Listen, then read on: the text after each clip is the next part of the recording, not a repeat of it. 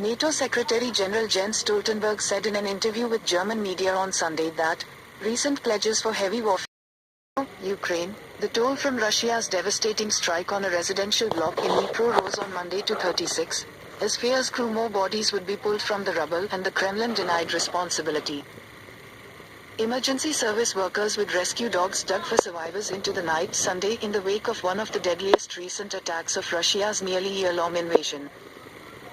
"We've been working for 19 or 20 hours without sleep and without rest," said Larissa Borisenko, one of the rescuers, whose team had found bodies but no survivors.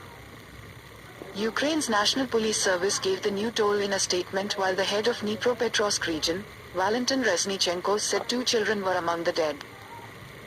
The fate of another 35 residents of the building is unknown, he said, confirming that rescue operations were ongoing, some 40 hours after the strike. The Kremlin told reporters Monday its forces were not responsible for the attack and pointed to an unsubstantiated theory circulating on social media that Ukrainian air defense systems had caused the damage. The Russian armed forces do not strike residential buildings or social infrastructure. They strike military targets, Kremlin spokesman Dmitry Peskov said.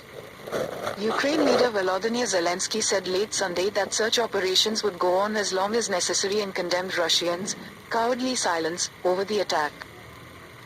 The EU's most senior diplomat Josep Borrell late Sunday described the strike as inhumane aggression and vowed there will be no impunity for these crimes. The EU will continue supporting Ukraine for as long as it takes, he added. The rising cost of the strike that ripped open the side of a housing block came as Russia and its close ally Belarus announced the beginning of new joint military drills. Belarus, which has been a key ally to Russia throughout the conflict, allowed Moscow's forces to use its territory as a launching pad for its assault last February. Its defense ministry said in a statement the Air Force exercises would involve joint, tactical, flights and that every airfield in Belarus would be involved. The exercise is purely defensive in nature, Pavel Muravyko, first Deputy State Secretary of Belarus's Security Council, said in remarks carried Sunday by the Defense Ministry. Since Ukrainian forces pushed back Russian troops from the north of the country, Kyiv and its western allies have been assessing the threat of another assault from Belarusian territory.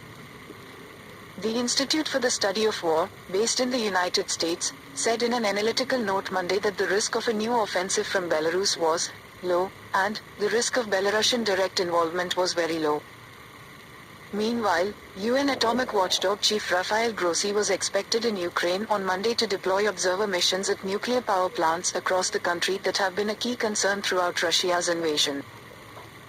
"I'm proud to lead this mission to Ukraine, where we are deploying in all of the country's NPPs, nuclear power plants, to provide assistance in nuclear safety and security," he said on Twitter. Ukraine in recent weeks has been pressing Western backers to supply its forces with advanced tanks, in particular the German-designed Leopard model.